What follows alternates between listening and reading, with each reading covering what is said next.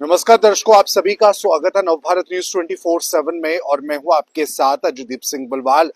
दर्शकों, जम्मू कश्मीर JKRCA की अगर बात करें तो रिजर्व कैटेगरी को लेकर इनकी कुछ मांगे हैं और अपने कम्युनिटी से जुड़े लोगों के लिए ये हमेशा जो है प्रतिबद्ध रहते हैं और कुछ ऐसी परेशानियां हैं जिन्हें सरकार तक पहुंचाना चाहते हैं।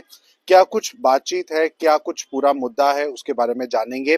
सर, आपका बहुत बहुत स्वागत है नवभारत में। हाँ, क्या कहेंगे एसोसिएशन के बारे में बताएं और किस मुद्दे को लेकर आप सरकार से क्या गुहार लगाना चाह रहे हैं। आज की हमारी जो प्रेस वार्ता थी वो Jammu Kashmir reserve category empowerment alliance की ओर थी। मेरे साथ ये सादिक आजाद जी हैं, ये हमारे चेयरमैन हैं जो all India backward classes union के, हमारे ब्रिजमन मोर में रहे हैं भारतीय जो पश्चिम महासंघ के प्रोफेसर जी हैं, हमारे कालिदास जी हैं, ये हमारे जनरल सेक्रेटरी हैं all India backward class union के, और मैं इसका कॉन्स्टिट्यूंट है एक।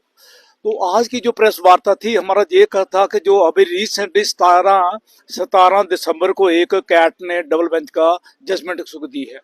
उस जजमेंट में उन्होंने क्लियर किया कि रिजर्वेशन में प्रमोशन के बाकी जो कॉन्स्टिट्यूशन राइट्स हैं जेके ड्यूटी के अंदर वो इनके लोगों जो है वो मिलने चाहिए, इनके लीगल राइट्स हैं। मैं कहना चाहूँगा कि ये हमारी अक्टूबर 2015 में reservation and promotion stock down की थी डबल बेंच के, हाई कोर्ट के जो डबल बेंच था उन्होंने की थी। आज अफसोस इस बात का है कि जब हमें उम्मीद थी कि ये बीजेपी गवर्नमेंट, ये PDP गवर्नमेंट जिसे लेकर एपेक्स कोर्ट में जाएंगे और अपना ही बनाया हुआ जो एक्ट है उसे बचाएंगे, लेकिन अफसोस की बात ये नहीं गई। JKRCA ये प्राइवेट पार्टी सुप्रीम कोर्ट में गई और वहां से स्टेटस को लाया, लेकिन हैरानगी की बात है जहां के ब्यूरोक्रेट स्टेटस को मिस इंटरप्रेट किया, लागू नहीं किया। उसके बाद हमने ब्लैंकेट स्टे लाया सुप्रीम कोर्ट से, वो भी इन्होंने लागू नहीं किया है। अफसोस की बात और भी बढ़ जाती है। अनफॉर्चुनेट है कि जब 1 मार्च 2019 को प्रेसिडेंशियल ऑर्डर निकलता है, दो पार्लियामेंट के जो पास होते हैं, एक रिजर्वेशन एंड प्रमोशन का 77 अमेंडमेंट को जहां जेके ड्यूटी के अंदर लागू करने का, एक्सटेंड करने का, और दूसरा था इकोनॉमिकली वीकर सेक्शन 10% का। लेकिन इन्होंने इकोनॉमिकली वीकर सेक्शन का वो लागू कर दिया, लेकिन रिजर्वेशन एंड प्रमोशन जो है वो लागू नहीं की। दैट टू वो भी प्रेसिडेंट रूल के अंदर 2019 में प्रेसिडेंट रूल था, नहीं लागू उन्होंने किया। अब जो कैट का ऑर्डर आया, हम उम्मीद करेंगे ये इसे इम्प्लीमेंट जरूर करेंगे, रिजर्वेशन प्रमोशन जरूर लागू करेंगे। इसके साथ साथ रिजर्वेशन एंड प्रमोशन की बात हुई, इन्होंने रिक्रूटमेंट के ऊपर भी डाका डाल दिया। एक और SRO निकाल दिया इन्होंने, वो निकाला कि जो हमारा रोस्टर पॉइंट थे 3, 15, 27, 39, 51 थे, उसे चेंज करके इन्होंने क्या किया कि 2, 22, 32, 42, 52 इस तरह का लागू कर दिया ताकि इनको नुकसान हो। अगर 27 पोस्टें निकलती थी, हमारी 3 पोस्टें हमें मिल जाती थी, लेकिन अभी तो 2 ही मिलेगी। इसलिए हम चाहेंगे कि जो जल्द से जल्द, एक इन्होंने जो वादा किया था अपने जो इनका जो मैनिफेस्टो था नेशनल कॉन्फ्रेंस का, इन्होंने कहा था कि हम इसको रिजर्वेशन पॉलिसी को रिव्यू करेंगे। रिसेंटली उनको 2-3 दोबारा उनकी जो स्टेटमेंट्स आई हैं कि 370 के बाद, दफा 370 हटने के बाद जो इन्होंने रवड़ियां जो बांटी हैं, जो अनकॉन्स्टिट्यूशनल जो इन्होंने रिजर्वेशन दी है, उसे हम रिव्यू करेंगे और जहां भी इनजस्टिस हुआ है उसे हम उसका जस्टिस करेंगे, उसे सॉल्व करेंगे। रिजर्वेशन पॉलिसी में किस तरह की आप चाहते थे कि सरकार जो है उस पर ध्यान दे और किस तरह से उसे चेंज किया गया?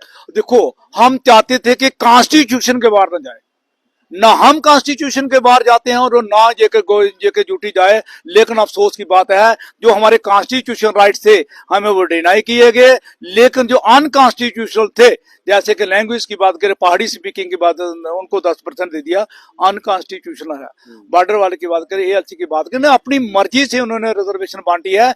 जिन लोगों की कॉन्स्टिट्यूशन के अंदर जिनका प्रोविजन है उनको डिनाई करके, आज मुझे बताइए पूरे देश के अंदर 27% रिजर्वेशन है OBC के लिए, तो जहां जेके ड्यूटी के अंदर क्यों नहीं? RVA की बात करें, वहां पर भी यही कह रहे हैं ना, समझा सभी के लिए। RBA के अंदर भी 10% है। अभी इन्होंने उसके लिए पहाड़ी स्पीकिंग के लिए कर दी। ये सारी की जो है ये अनकॉन्स्टिट्यूशनल है और ये ये अभी जो हमारा कॉन्स्टिट्यूशन के अंदर प्रोविजन है, चाहे हम रिजर्वेशन प्रमोशन की बात करें या हम मंडल कमीशन की बात करें, ये हमारा कॉन्स्टिट्यूशन राइट्स हैं। और जब ये इन्होंने दफा 370 टूटी, उससे पहले इन्होंने रोज ब्लैक जो हमारा जो न्यूज़पेपर के बैक पेज पर आता था, एससी के लिए कॉन्स्टिट्यूशन राइट दिया, हम उनको हक देंगे, एसटी को हम ये हक देंगे, ओबीसी को हम ये हक देंगे, लेकिन उसके बरक्स हुआ। इनसे भी बात करते हैं। सर, आप बताएं कि केंद्र सरकार ने तो रिजर्वेशन को लेकर, जो कि एसटी की रिजर्वेशन को लेकर कदम उठाया, ऐसे में इसे अनकॉन्स्टिट्यूशनल आप कह रहे हैं, तो किस तरह से आप देखते हैं? क्योंकि केंद्र सरकार ने इस तरह के कदम जो है वो उठाए थे एसटीज और पहाड़ी को लेकर रिजर्वेशन देने के लिए। मैं professor Kalidas, general secretary all India backward caste union. मैं बात करूंगा ये जो कैट का डबल बेंच का फैसला जो आया, इसके पीछे जो रिजर्वेशन की बात है या कॉन्स्टिट्यूशन राइट्स की बात है, हमें बड़ी उम्मीद थी कि बीजेपी सरकार under the aegis of honourable prime minister Narendra Modi, हमें बहुत उम्मीद थी कि ये जो रिजर्व कैटेगरीज हैं उनको फायदा होगा, क्योंकि वो खुद कहते थे कि मैं ओबीसी का हूँ, इसलिए वो किया। लेकिन जो पार्लियामेंट के अंदर जो पास हुआ, वो वहां पर स्टेटमेंट ही पार्लियामेंट के अंदर ही झूठ बोल दिया गया। यानी 5 अगस्त 2019 को आर्टिकल 370 की एब्रोगेशन हो गई, और उस एब्रोगेशन के किसी के सवाल के जवाब में होम मिनिस्टर जी कह रहे थे कि ओबीसी को बहुत फायदा होगा। आर्टिकल 370 हटने के बाद जम्मू कश्मीर में एक नया इतिहास लगेगा। लेकिन जो बिल था, बिल के अंदर वही 2% ओबीसी के लिए था। वो पार्लियामेंट हाउस के अंदर ही, मतलब कॉन्स्टिट्यूशन पोस्ट पर बैठकर होम मिनिस्टर ने इतना बड़ा झूठ बोला, और वो अभी तक रियलिटी नहीं। अपनी सियासत के लिए और वोट सियासत के लिए किया। अब यहाँ उन्होंने क्या किया कि यहाँ रिजर्वेशन जो है, जो रिजर्वेशन प्रमोशन से बात जुड़ी है, जो कैट का डबल बेंच का फैसला आया है, 1 मार्च 2019 को प्रेसिडेंशियल ऑर्डर आया।